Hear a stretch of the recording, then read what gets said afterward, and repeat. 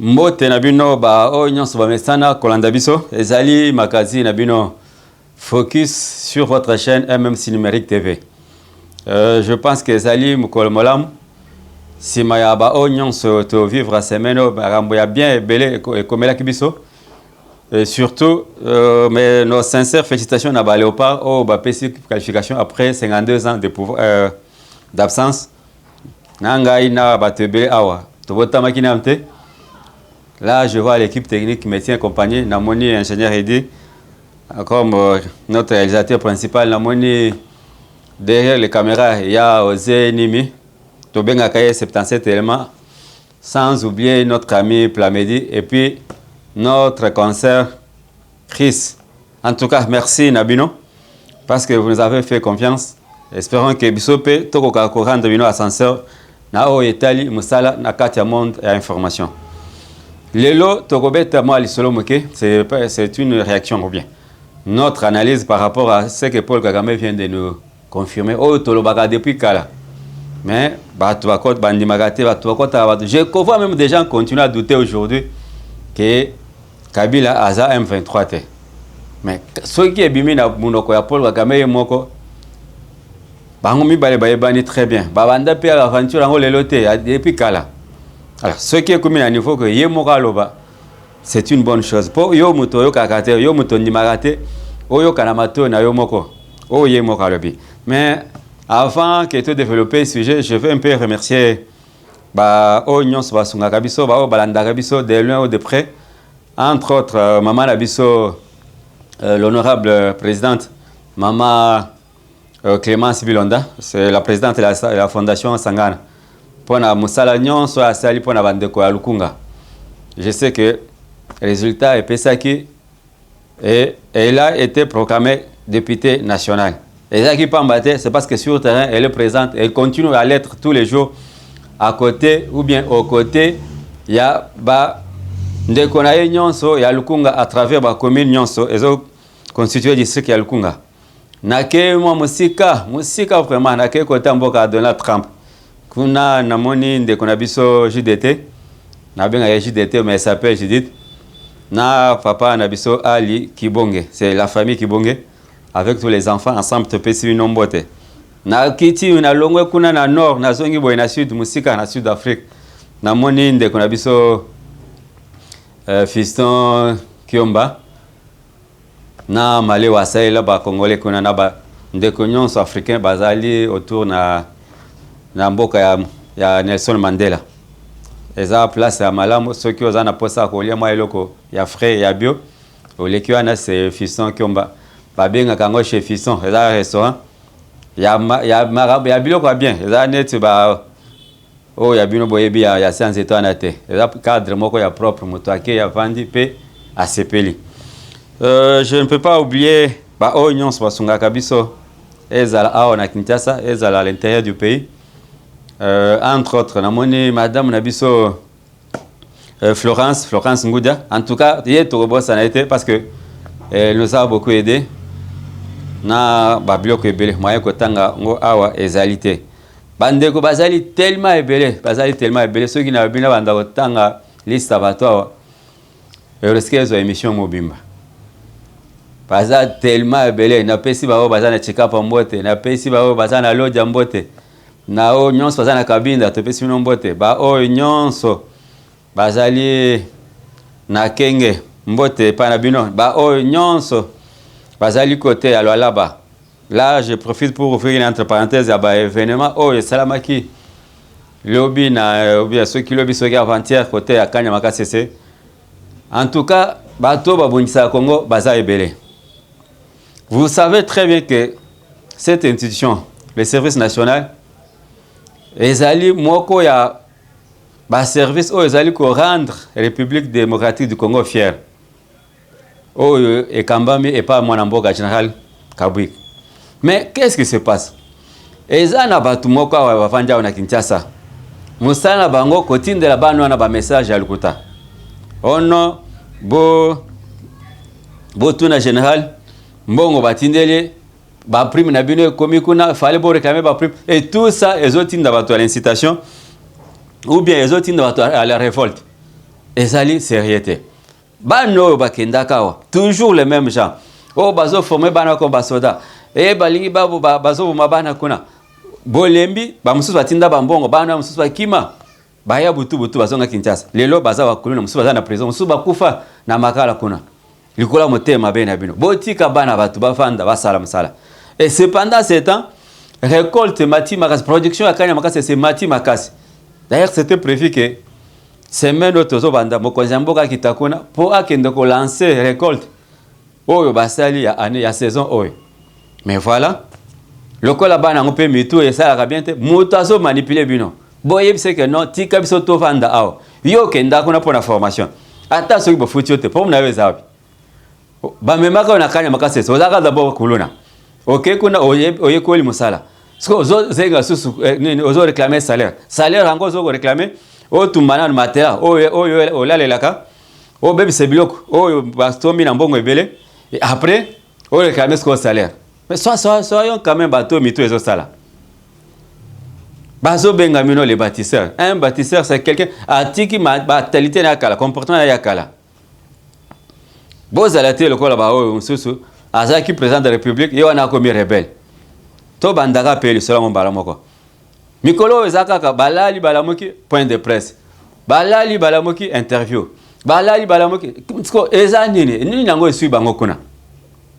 Nini esui bango kuna. Qu'est-ce qui pousse ces gens ya kolobaloba mikolo nyonso kaka mazo sala ba interview ceux qui 10 par semaine kanambe kuna sala ba point de presse. Ezaka moko ya sala kité. Après ça interview na journal ya ba belge, après ça interview mususu na nini ya ba américain. Mais dans tout ça oyo awangani oyo afundi oyo qu'est-ce qui se passe au geste parce que bino bato bondi malateke Kabila za rebelle na zongi si moi historique muke 2011 tozonga na 2008 rébellion ya M23 soki babenga soki CNDP bandi na ba mwanga chouchou bozo mwa na prison ayebi makambo nyonso ya rébellion yakona ce sont toujours les mêmes personnes recyclées. Babanda qui na RCD simbité, baye na CNDP simbité. Donc bazo changer ka bakombo. Ti lelo baye ko koma na M23. O eza M23 ceux qui troisième version, ceux qui quatrième version invité. Kabila yebi. Parce que la première guerre il y a M23 a signé soi-disant accord. Ce n'était pas un accord. C'était une capitulation. Deuxième fois ayeko sal sous accord kutu ya mabe kolekana ya lemera. Et razo que nous signé que non M23 va diriger les deux provinces à Est à 43% va faire ni poste de responsabilité na ba province en Mibale. Ça veut dire quoi? Ça y est, ceux qui bossent na gouverneur, membre du gouvernement, vice-gouverneur, il faut aller monter M23. Bozana commandant à la police ya ville, membre mutu ya armée, des adjoints naie mutu M23. C'est un peu ça partage ba yokanaki. Bozana directeur ya ANR ya nini côté gouvernement adjoint naie mutu M23. Partage ba yokanaki yangwana. Parce que bakoka peu ko ça va te vérité mais moi je vous dis ce qui est vrai. Ce que j'ai dit est vrai. C'était ça le partage. Oh Kabila yokana na batona. Signé par qui? Raymond Chibanda nani na sogina John Numbi. Tous ces gens là. Na tuni bino na nous question moko. Bozolo bakeno rébellion M23 ça ba congolais. Combien de Congolais bazakuna? Depuis babandaki combien de Rwandais bakufi? Zo exemple à partir à RCD, Tilelo. Nyaruka boy vivant en forme, on dirait ya belakate. Azarias est vivant. Deokrasias est vivant. Oh bakunde batware, tous ces gens là baza vivants. Badeo mususu mutware o yazawa, aza vivant parce que bangonyo so azaba ancien membre à RCD. Mutware est vivant. Tade est vivant. Oh, yo mususu membre à RCD akala nani Abdon vivant. Bangonyo so baza vivant en bonne santé. Et puis na ba poste bien, ba vandi pe kimia. Mais ce sont les Congolais qui ont payé le prix. Au bandina Dissas ba éliminer na Walikali.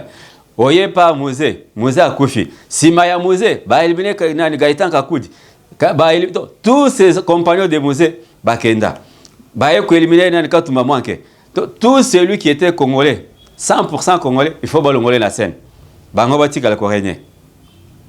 Et quand je vois d'autres personnes tu ba muso sazo komalanga azo bisanga que non Kabila c'est un homme intelligent, instruit, bien éduqué. Mais je me dis, mais tout ça dans le monde.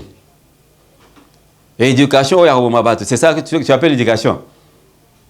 Vous vous accrochez à cet homme, pourquoi? Bino batu nazo tuna d'abord bino vous s'accrochez à moto. Vous accrochez derrière lui, pourquoi?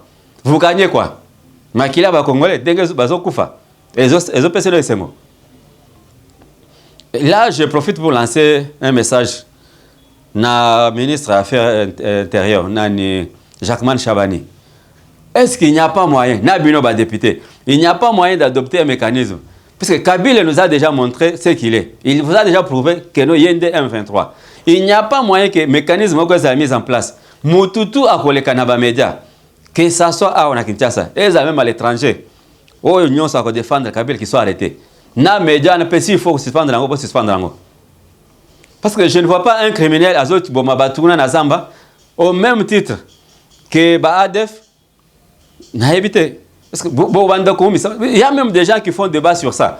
Moutalobi que non, il va au Kabola Congo ou bien il va soudaniser le Congo. Quand on dit soudaniser le Congo, ça veut dire quoi? Plonger le Congo dans le chaos comme le Soudan a été plongé dans le chaos. Et puis au Kabola Congo comme le Soudan et Kabonaka. C'est un peu ça la logique des choses. Parce que yo mutozo le TV, ceux qui ont la moto salité, ils ont soudaniser, ils ont fait cette explication à soudalisation. C'est comme si bisogno logique mokonayo. Mais soyez un peu sérieux. Donc bon monimbo kango on dirait moi chiffon mo boy n'importe quoi que les Canamédia ayo ko ba bêtise au soutenir Kabila pendant que bande bazo kufana Goma et puis Bukavu. Parce que makambo bazo sala o na minute nani akole kana TV. Na bamboka mususu wo bitumbeza ou bien par exemple la Soudan OK soutenir quand il y a barepel mais aux à côté il y a gouvernement nani yako salango awaka na Rwanda pembenya mboka ngo pezo ezo akese biso nani yako ke na media na Rwanda alo bakendo na za ceux qui membre ya parti nini asali pe mission boy abimi pe mobimba akena ndako naye. Pourquoi cette légèreté? Bozo tika batu ba c'est n'importe quoi, insécurité partout. Ceux qui n'attendent le Kamba ADF, c'est parce que Batu Bakoufi est belé. ADF a Batu belé. Bation à ADF, voyez bien ce que c'est là. Mais Botiki Bango Liberté, Bassa n'importe au moins à Babimi, ils ont saboté Mouchacha. Pas plus tard que 2 jours, Bauti sur Mabat. Matanga, Namonia Tamuto abete sur Matangate. Binonyonso, Bokoti na Mamba Léopard. Léopard a Sali Moussana, Bisoto son Moussana Biso. L'école de distraction, Yango Bomoni Bayeko, ba bombe.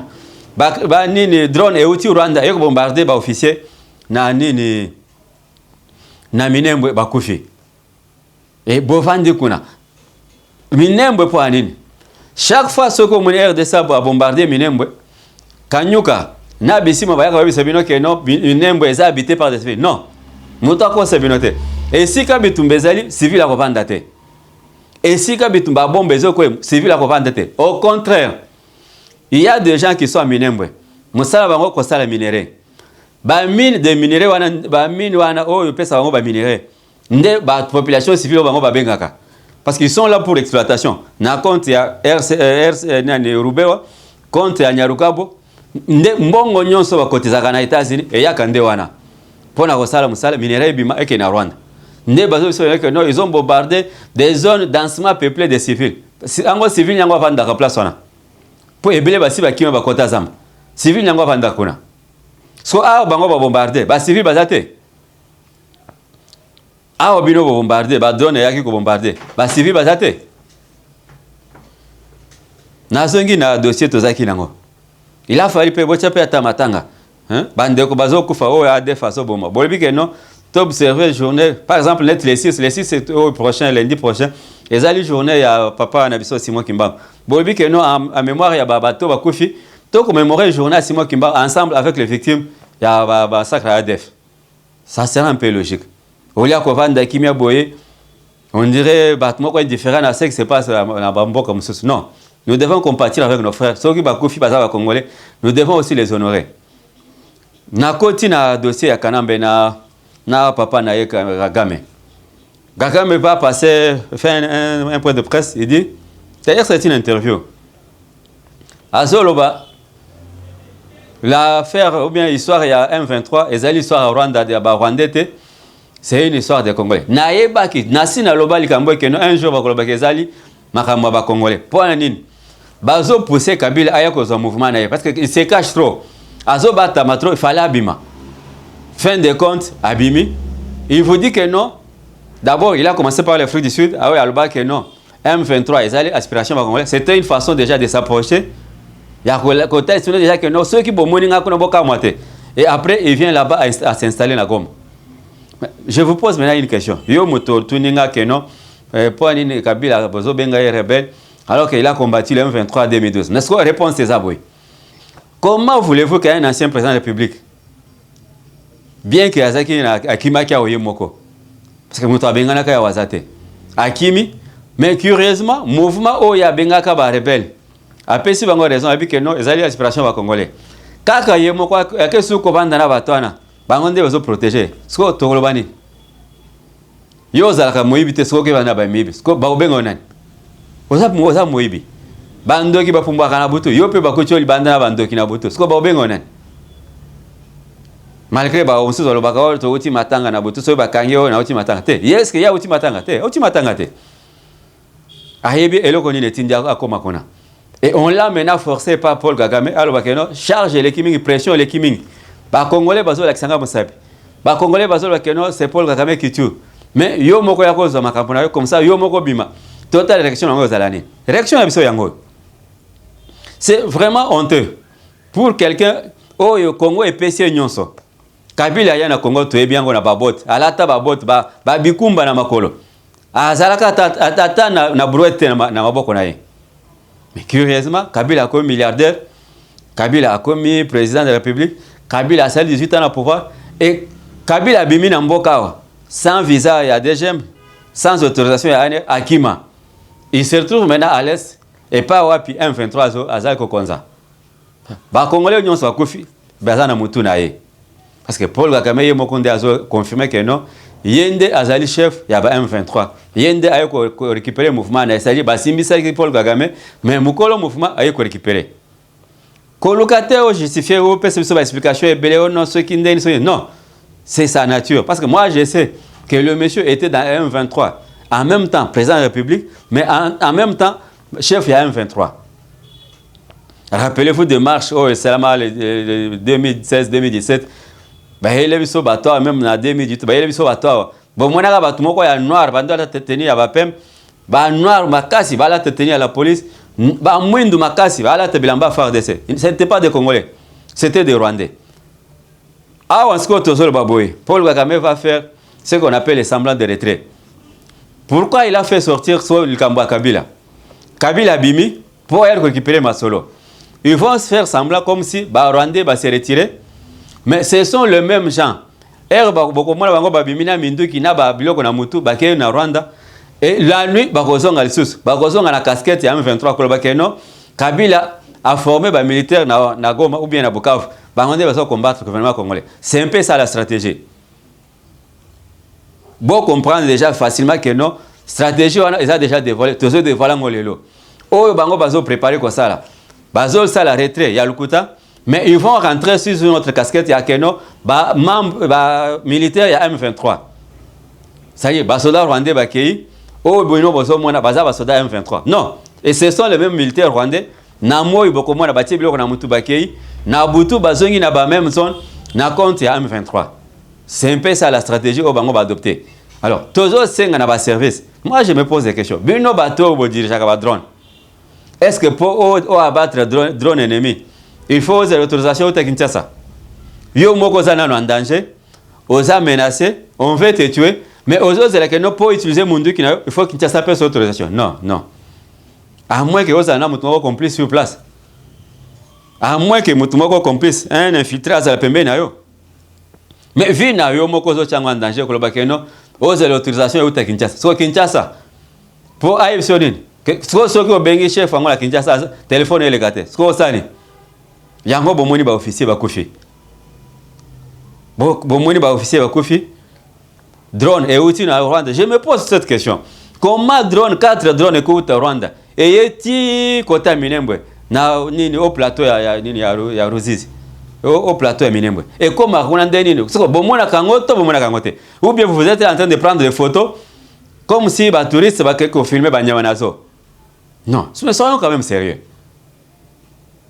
Ce n'est pas normal. Yo fandi boy moni drone ezo ya olobité na filmer ngonan. Ozu peta ko filmer. Après olobité il faut na 5 autorisations. Qui va t'autoriser? Donc c'est que yo moko milinga raté. Okufa kaka pamba po ozo boté ya drone à Rwanda.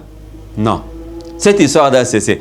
Si un jour ou bien la semaine prochaine, vous avez décision que non, Rwanda azalandeye na drone moko pe uti Kinshasa, uti Goma, et uti Bukavu, et qui type na Rwanda, ba Rwanda ba kufi. C'est ça même ce qu'on appelle rapport de force. Et Européens sango les sobarozon et la susté. Mais ceux qui viennent aux Akawana, bozozel, bango ba uta na Rwanda, ba ko bombarder na Kinshasa, ba ko bombarder na Congo, ba zongi pe à l'aise. Vous trouvez ça normal? Bon, mais on a place à la population, on va subir ba bombardement chaque jour. Wana kanyuka communiquer zate. Kanyuka communiquer zate. Bisi moi communiquer zate. Là, ce sont des anges qui ont bombardé les démons. Problème est zate. Alors, ceux qui font de ça bombarder, et puis ils bombardent, le phare de ces bombarde sur leur sol. Mais cette fois-ci, faites aussi un effort d'atteindre ne fût qu'un quartier à Rwanda. Ceux qui m'attendent, on est comme ils bango. Bango peut baler la nenga ba congolais bazole lana. Et vous avez quand même un bon rapport de force. Et vous pouvez s'asseoir ma casse in armée nabiso. Le même drone au Turquie a zopé Sabino. Le même drone au bateau à Milves a zopé Sabino. Ce sont les mêmes drones bateau qui a zopé en Rwanda. Alors, à quel jeu ils jouent? À quel jeu ils jouent ces gens-là? Est-ce que vous ne trouvez pas que c'est un peu bizarre? Je vais vous relever une chose ici. Prenez ce qui s'est passé avec le général Frank Tumba, na général Oyonani, comment il s'appelle encore? Oyazaka Demiap. Rappelez-vous que ces gens ont été décorés par un ambassadeur français. C'était pourquoi Tilelo n'a pas raté. C'est-à-dire que va encourager que non, binonde bokoma bakonzia Congo lobby parce qu'il croit va préparer coup d'état en France. C'est pourquoi il a décoré bango. Aujourd'hui, vous avez laissé l'ambassadeur français à quel côté la drone, soit disant à quel centre de formation na nini bauma kuna na Kisangani. Na province à Choko. Botika et Lokana. Ces gens, les Français ne sont pas avec nous. Ces gens-là sont, chaque fois ceux qui ont ambassadeur a déplacé, ils se déplacent avec un attaché militaire. Et cet attaché militaire, c'est un espion. Ils allaient récolter des informations continue de l'adversaire à Congo. C'est-à-dire, l'ennemi à Congo, ils sont que non, Congo a tel ou tel autre matériel.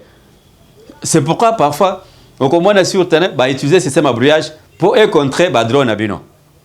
Alors, ne laissez pas ces gens ces problèmes. Est-ce qu'un ambassadeur congolais en France a aucun autre centre de formation français? Alors pourquoi vous pensez en liberté, comme si vous avez la Zamba? Non, on n'est plus une colonie française.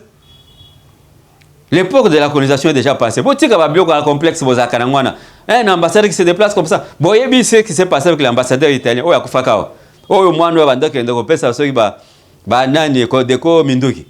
vous voyez ce qui s'est passé? Tilelo, l'Italie a tiré le Belangote. Parce qu'il savait que non, Moutunabango, Bazaba membre à Codeco. Alors, pourquoi vous laissez l'ambassadeur français se déplacer aisément comme ça dans la République?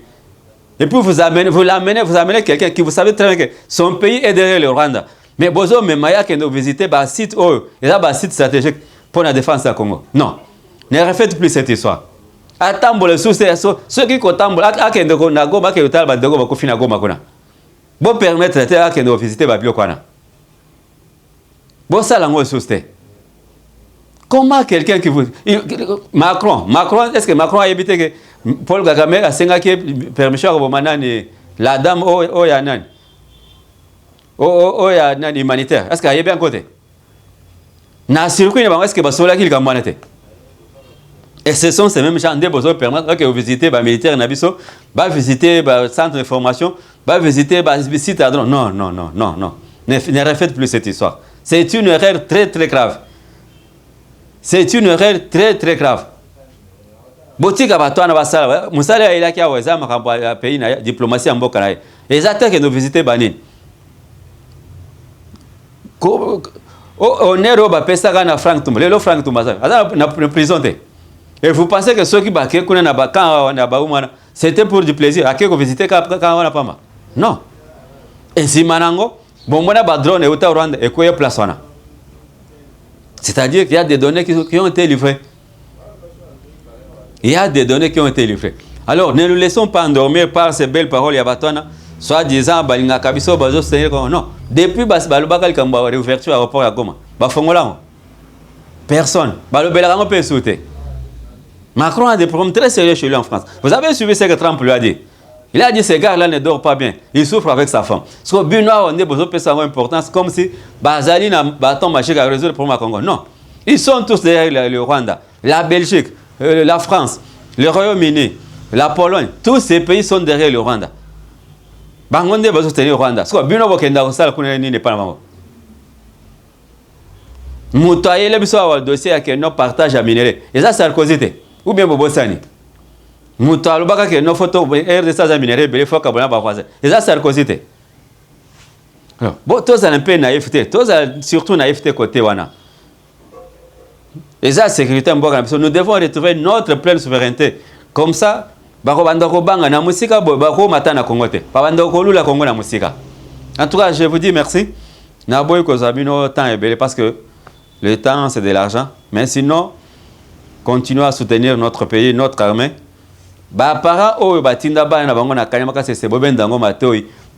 Manipulation. Parce que les à venir na bango ba yebo koli musala bususte à part au bazana ngwana ceux qui les loba ba exclu bango na kanyama c'est que bazongi na via kuluna en tout cas merci à l'équipe technique au tenir nga compagnie boti kala malamu tokuta na prochain numéro.